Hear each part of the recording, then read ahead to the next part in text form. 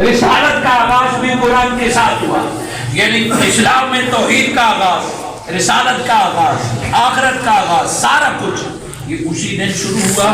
اور نماز بھی بعد میں آئی، زکوٰۃ کا حکم بھی بعد میں آیا، سچ کا حکم بھی بعد میں آیا، یہ سارے احکامات 23 سال میں آئے، پورا اسلام۔ میں اگر کہنا چاہوں کہ سارے کا سارا قرآن اور آج جتنا اسلام تیرے میرے پاس ہے وہ 23 سال میں آیا ہے، حضور پر نازل ہوتا گیا اور میرے آقا بتاتے ہیں۔ قرآن نے کہا بس اب شراب حرام تو حرام، قرآن نے کہا جوا نہیں تو ختم، قرآن نے کہا منافقوں سے دوستی نہیں تو ختم، قرآن نے کہا مشرک سے دوستی نہیں تو ختم، قرآن نے کہا نماز فرض ہو گئی تو شروع ہو گیا، قرآن نے کہا رکوع کرو، قرآن نے کہا سجدہ، سب کچھ قرآن نے کہا جھوٹے پہ لعنت، آج کے بعد جھوٹ نہیں بولنا، آج کے بعد سچ بولنا ہے، الحم سے لے کے ناس تک سارے احکامات قرآن میں، سب کچھ قرآن میں ہے۔ اب سوال قرآن سے ہے کہ قرآن تو آیا ہے 40 برس میں، تجھ سے پہلے مصطفیٰ نے عرب معاشرے میں 40 برس گزارے ہیں، تو آیا آج، اے قرآن سچ کا تعارف تو آج کرا رہا ہے، نماز کی بات تو آج کرا رہا ہے، جوے کی بات تو آج کرا رہا ہے، اے قرآن جس نماز کی تو بات آج بتاتا ہے، 40 برس سے مصطفیٰ روز وہ بنا جس وضو کی بات قرآن نے اب کی ہے، میرے آقا پہلے وضو بھی کرتے تھے، غسل بھی کرتے تھے، سجدے بھی کرتے تھے، قرآن نے جس سچ کی بات آج کی ہے، اور ایک کافر بھی قرآن سے پہلے مصطفیٰ کو سچ کہا کرتے تھے۔ قرآن سے سوال یہ ہے کہ کوئی تو نئی بات بتا، تو کوئی نئی بات نہیں لایا، 40 برس میں مصطفیٰ نے جو زندگی گزاری ہے،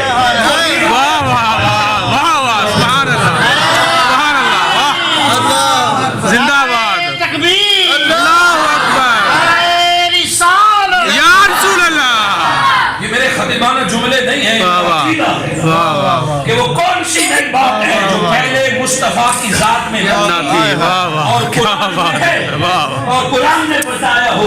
زندہ باد۔ بشر ہے نا، کمزوریاں ہوتی ہیں بندے، بشر سے غلطیاں بھی ہو سکتی ہیں، مگر مصطفیٰ کو اپنے جیسا بشر نہیں سمجھنا۔ کوئی آیت اتری ہو، کوئی آیت اترنے سے پہلے جب شراب حرام نہیں تھی تو پیا کرتے تھے، جب چیزوں سے نہیں روکا گیا تھا بغیر ذبح کے گوشت کھایا کرتے تھے، جب منع ہی نہیں تھا۔ ہائے ہائے مقام مصطفیٰ، بشر اسے میلی نگاہ سے دیکھتا ہے، کم علمی سے دیکھتا ہے۔ کبھی ایسا ہوا ہے کہ حضور نے سوری کی ہو، معذرت کی ہو کہ قرآن نازل ہونے سے پہلے میں نے ایسا کیا تھا، میں نے ایسا کہا تھا، ایسا نہیں تھا، مصطفیٰ نے کیا، رب نے آیتیں بنا کر اسے قرآن میں زندہ باد۔ اس کا دوسرا رخ دیکھیں کہ قرآن حضور معنی و مطالب جانتے تھے۔ اللہ نے فرمایا الرحمن علم القرآن، کچھ مقامات پر ہے کہ ہم نے قرآن کو نازل فرمایا، نازل کرنا اور بات ہے اور سکھانا اور بات ہے۔ فرمایا انزلنا نحن نزلنا، کہ وہ گریجولی نازل ہوا، تو کیا ہے؟ فرمایا تم پر، تمہارے لیے قرآن نازل ہوا، الرحمن علم القرآن، اور نازل ہونے سے پہلے رب نے مصطفیٰ کو سارا قرآن پڑھا دیا، وہ سینے میں موجود تھا، اور جبرائیل علیہ السلام اب قرآن لاتے تھے کہ وہ جو سینے میں فلاں آیت ہے وہ سنا دے۔ جس ترتیب کے پاس ہمارے پاس قرآن ہے، جبرائیل علیہ السلام اس ترتیب سے نہیں لائے۔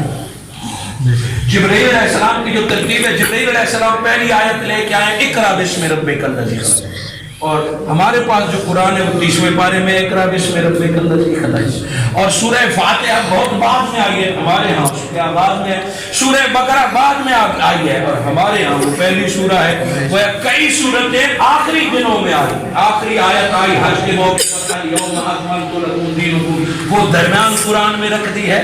وہ ترتیب سے جبرائیل آیا یا یہ ترتیب ہے؟ جبرائیل ہے نوکر، یہی ترتیب وہ مصطفیٰ خدا جانتا ہے، زمین پر مصطفیٰ جانتا ہے۔ آج دیکھو میرے پاس جو قرآن 30 پارے جس ترتیب سے ہے، یہی ترتیب لوح محفوظ ہے۔ یہی 114 سورتیں لوح محفوظ پر ہے. وہ کس نے دیکھی ہے؟ کسی نے نہیں دیکھی.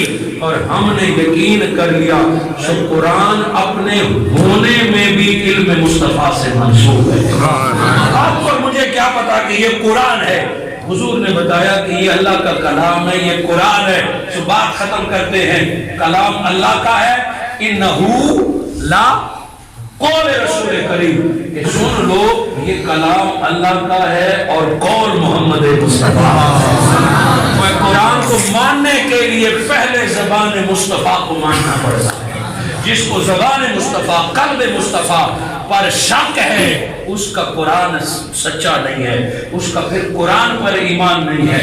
سو جتنی تشریح تھی پارے یہاں آیت قرآن کی کتنی ہے کوئی بتا سکتا ہے؟ 6666. پورے مجمع میں ایک شخص بولا ہے. کتنی آیتیں ہیں؟ 6 چھکے کا تو پتا ہے نا، آخری بال پہ چھکا لگ جائے تو بس پوری قوم جیت جاتی ہے. چھکے کا تو پتا ہے، ہر کسی کو کرکٹ کا پتہ ہوتا ہے، وہ چھکوں کے انتظار میں ہوتا ہے. اور آج کل ہر کوئی چھکا لگانے کے انتظار میں ہے کہ کوئی ایک بال پر 6 کا ہو جائے. کوئی ایک، اللہ نے فگر ہی آسان رکھا ہے. 6 آیتیں کتنی ہیں؟ 6666. ابھی بھی سارے نہیں بولے، بزرگ نہیں بول رہے. کم از کم آج کے درس کا اتنا تو فائدہ ہو. دعویٰ ہمارا آج قرآن سے محبت کا ہے، مگر قرآن سے محبت ہو اور قرآن کے پاروں کا نہ پتہ ہو، قرآن پر ایمان اور قرآن کی صورتوں کا پتہ نہ ہو، ہم اپنے آپ کو دین کا ٹھیکیدار سمجھنا، قرآن کی آیتوں کا پتہ نہ ہو. ارے مجھے کہنے دیجئے، جس سے محبت ہو نا تو اس کے چہرے پر تل کہاں ہے؟ محبت کرنے والا محبوب کے دل کو بھی یاد ہے. کیا بات ہے، کیا کاٹ ہے، یہ محبت کے ہاتھوں مجبور ہے. دعویٰ ہو قرآن سے محبت کا، اور پتہ یہ نہیں نہ ہو قرآن میں سجدے کتنے ہیں، قرآن میں پارے کتنے ہیں. اگر محبت ہوگی تو قرآن کے بارے میں سارا پتہ ہوگا. اور یہ جو سارا پتہ ہوتا ہے تب دوستی نصیب ہوتی ہے. اور جس کی قرآن سے دوستی ہو جائے، قرآن سب سے بڑا دوست ہے. نبی مکرم کے بعد اگر کوئی دنیا میں بڑا دوست ہے تو وہ قرآن مجید ہے. اللہ رب العزت نے سب کچھ قرآن میں رکھا. جس سے پوچھے، مسلکوں کے اختلاف سے بلند تر ہو کے جس سے پوچھے کہ شفا قرآن میں ہے، علم قرآن میں ہے، برکت قرآن میں ہے، ثواب قرآن میں ہے، بخشش قرآن میں ہے، دین قرآن میں ہے، دنیا قرآن میں ہے، ترقی قرآن میں ہے. اللہ قرآن سے ملتا ہے، جنت اسی سے ملتی ہے. جب سب کچھ قرآن سے ہے تو ہم نے دنیا کے کئی تعلقات رکھے ہیں. اس سے تعلق ہوگا یہ تھانے سے چھڑائے گا، اس سے تعلق رکھو یہ کام کرواتا ہے، اس سے تعلق رکھو یہ گلیاں بنواتا ہے. دنیا کے لیے تم لوگوں سے تعلق رکھتے ہو اور ان کے سامنے جھکتے ہو. جن کے پاس چند ٹکے ہو تم اس سے تعلق رکھتے ہو کہ کام آئیں گے تو اس سے لے لوں گا. جس کے پاس تھوڑی سی سیٹ ہو اس کے قدموں میں بیٹھتے ہیں کہ کبھی کام آئے گا تو یہ چھڑائے گا. جس کے چند ایکڑ زمینیں ہوں اس کے سامنے جھکتے ہیں کہ کبھی یہ کام آئے گا. ارے دنیا میں تو تم نے سہارے ڈھونڈ لیے، رب نے ایک سہارا دیا تھا کہ دنیا ہو یا قبر ہو، آخرت تو سارے کام قرآن کرا سکتا ہے. اس نیت سے ہم میں سے کس نے قرآن سے تعلق رکھا کہ دنیا قرآن میں ہمیں کام آتی ہے. آج دیکھ سادہ سی مثال دوں گا، اور یہ کسی ایک مسلک میں نہیں ہے، یہ سنی بریلوی دیوبندی کا نہیں ہے. جس پر مصیبت پڑتی ہے نا پہ وہ جاتا ہے، آگے پیچھے نہ بھی مانے فقیر کو. مگر جب جن غلط دبوچتے ہیں تو کسی کے پاس جا جاتے ہیں، جن نہیں چھوڑتے. کچھ دم کیجئے، کو پتہ کیجئے، یہ بے برکتی ہے. بچہ جی گلے پڑ جاتا ہے، میرا بیٹا مانتا نہیں، کوئی دم درود کوئی تعویذ دیجئے. آگے پیچھے نہ ماننے والے کی جب بچے بیوی اور ہاتھ سے نکلتے ہیں پھر وہ جاتا ہے کسی کے بعد دعا کرانے، دم کرانے، تعویذ لینے. پھر کہیں گے وہ جی گلے میں نہ جائے. سر ویسے تو بندہ رکھ سکتا ہے، گلے میں نہیں. اچھا دم، ہاں شرعی طور پر آیتیں پڑھ کے دم کیا جا سکتا ہے. انسان جذبات ہے، انسان بنیادی طور پر خود غرض اور مفاد پرست ہے. جب اپنا فائدہ ہو تو کوئی نہ کوئی رستہ نکال لیتا ہے، کوئی نہ کوئی رستہ نکال لیتا ہے. اب آپ بتائیے کہ جب مصیبت پڑتی ہے، دکان نہیں نہ چل رہی ہو، بھینس دودھ نہ دے رہی ہو، بچے گھر میں لڑ رہے ہو، بیوی بات نہ مانے، روزگار نہ ملے، جب جناب تنگ کرے، رات کو نیند نہ آئے، تو بندہ صبح اٹھتا ہے 400 کلومیٹر دور سفر کرتا ہے، وہاں ایک پیر ہے، وہ دم کرتا ہے، وہاں ایک عالم دین ہے، وہ ایک تعویذ لکھ کے دیتا ہے، بندہ ٹھیک ہو جاتا ہے۔ وہ 400 کلومیٹر جس صاحبزادہ کے پاس، جس امیر کے پاس، جس عالم دین کے پاس، جس شاہ صاحب کے پاس جاتا ہے، وہ کچھ اور نہیں کرتا، وہ ایک آیت لکھ کے دیتا ہے، یا وہ ایک آیت دم کر کے دیتا ہے، وہ ایک آیت 400 کلومیٹر سے لکھ کے آتا ہے، عجیب بات یہ اگلے دن سے حالات ٹھیک ہو جاتے ہیں، ہفتے کے بعد ٹھیک ہو جاتے ہیں۔ کیوں؟ اس نے کوئی اور جادو تو نہیں کیا، جادوگر بھی ہوتے ہوں گے، جھوٹے عامل بھی ہوتے ہوں گے، میں سچے لوگوں کی بات کر رہا ہوں کہ ایک آیت اس نے تیرے گھر بھیجی ہے اور تیرے گھر سے جن بھاگ گئے، ایک آیت اس نے پانی پر دم کر کے دی ہے، تیرے بچے بیوی ٹھیک ہو گئے اور تیرا دم شروع کر دیا، ایک آیت اس نے لکھ کے دی ہے کہ دکان میں رکھ لے، دکان چلنا شروع ہو گئی، بھاگ گھروں سے دوڑ۔ بات کیا ہے؟ اس نے بھی ایک آیت بھیجی ہے اور نادان تیرے گھر میں 6666 آیتیں پڑھی ہوئی، 6666 آیتیں گھر میں پڑھی ہیں مگر جن نہیں جاتے، 6666 آیتیں دکان میں پڑھے مگر دکان نہیں چلتی، گھر میں 10 قرآن خرید کے پڑھے ہیں مگر بیٹا بات نہیں مانتا، نماز نہیں پڑھتے۔ شاہ صاحب نے، حکیم صاحب نے ایک آیت لکھ کے بھیجوائی ہے، گھر کے حالات بھی ٹھیک ہو گئے، جاؤ پتہ تو کرو، یہ 6666 والا قرآن تو میرے گھر میں بھی ہے اور اس نے بھی ایک آیت لکھی ہے، تو پتہ جواب کیا آتا ہے؟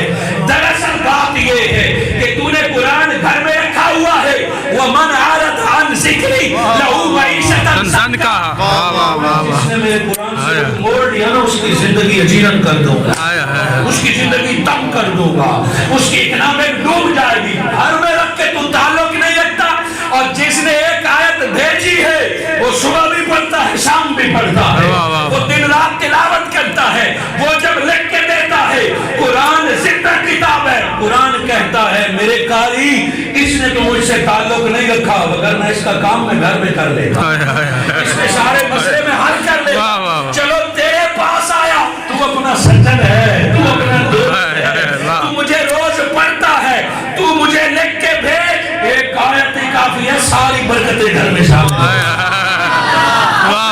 تعویذ میں اس دم میں اثر قرآن کی وجہ سے ہوتا ہے، اور لکھنے والا صبح و شام تلاوت بھی کرتا ہے، قرآن کے سمندر میں وہ موتی نکالتا رہتا ہے، اسی لیے رب بھی حیا کرتا ہے، اسی لیے قرآن بھی حیا کرتا ہے، چونکہ قرآن ایک زندہ کتاب ہے، اپنے پڑھنے والے کو جانتی ہے، اپنے اگنور کرنے والے کو جانتی ہے، اور یہ قرآن دنیا میں بھی گواہ ہے، حشر میں بھی گواہ ہے، اور جنت میں بھی یہ قرآن ساتھ ہوگا۔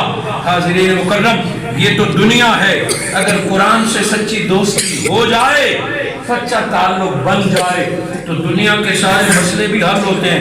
میں پیری مریدی یا دم درود کا خلاف نہیں ہوں، میں ماننے والا ہوں، میں تعویذ پر بھی یقین رکھتا ہوں، دم درود بھی ماننے والا ہوں، پیری مریدی بھی ماننے والا ہوں، میں ان کا منکر نہیں ہوں، مگر دوسری بات یہ کہ پیر بھی وہی ڈھونڈنا چاہیے جس کو قرآن تو آتا ہو، جس کا کوئی قرآن سے تو تعلق ہو، جو کو پڑھ سکے پڑھا سکے، کوئی ہونا تو یہی چاہیے جس کی قرآن سے دوستی ہو۔ معیار تو کم از کم یہ رکھنا چاہیے کہ اس بندے کا قرآن سے تعلق ہے، قرآن سے معیار ہے۔ وہ لیڈر، وہ امام، وہ عالم دین، وہ پیر اپنے منصب کے لائق تب ہے جب اس کا قرآن سے تعلق ہے۔ صالحیت اپنی جگہ پہ، عابدون اپنی جگہ پہ، اللہ سے تعلق اپنی جگہ پہ ہے، کسی اور کی رہنمائی کوئی کر سکتا ہے جس کا رہنما قرآن، جس کا قرآن سے تعلق ہے۔ جس طرح نبی کی ذات کو پہلے بھیجا، قرآن بعد میں بھیجا،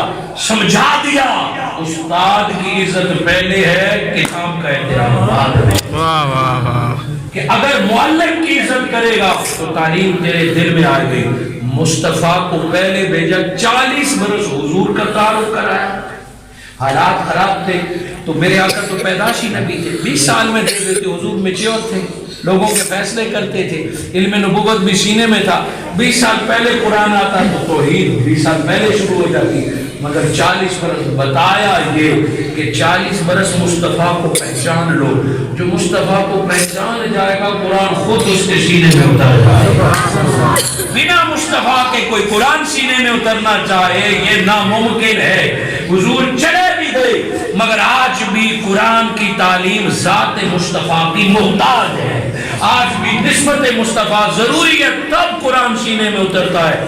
مگر بنا مصطفیٰ کے قرآن نہ شفا دیتا ہے نہ صحت دیتا ہے نہ بخشوا سکتا.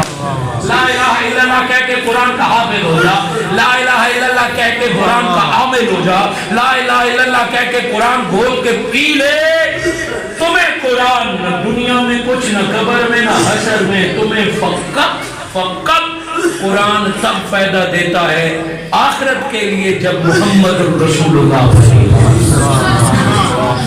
قرآن علم دے سکتا ہے, قرآن سچائی بتا سکتا ہے, مگر قرآن سے ایمان تب ملتا ہے جب بندہ محمد رسول اللہ کا ہے. حضور کو مان لے تب یہ قرآن دنیا اور آخرت میں. وقت اتنا ہی تھا. میری خواہش تھی کہ میں سورہ حدید کا آج آغاز کر دوں مگر وقت ختم ہو جاتا ہے. اذان 10 منٹ اذان کا وقت ہو چکا ہے. بس میں اختتامی کلمات کی طرف کہ قرآن وہ با وفا دوست ہے جس سے اس کا تعلق بن جائے نہ یہ قبر میں چھوڑتا ہے نہ یہ حشر میں تنہا چھوڑتا ہے.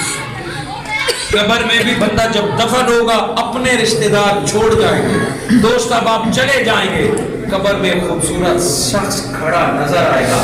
مرنے والا اسے دیکھ رہا ہوگا کہ میرے باپ, میری ماں, میرے دوست احباب مجھے چھوڑ کے چلے گئے, یہ میری قبر میں کون ہے. وہ اسے پہچاننے کی کوشش کرے گا مگر نہیں پہچان پائے گا. ابھی اس سے پوچھے کہ میں اس سے پوچھ تو لوں تو کون ہے, اتنے میں نکیرین آ جائیں گے, اتنے میں موت کے فرشتے آ جائیں گے. نکیرین اور موت کے فرشتے آئیں گے, سوال کرنا چاہیں گے تو قبر کا خوبصورت شخص کہے گا کہ اس کے قریب کوئی نہ جائے, جو پوچھنا ہے مجھ سے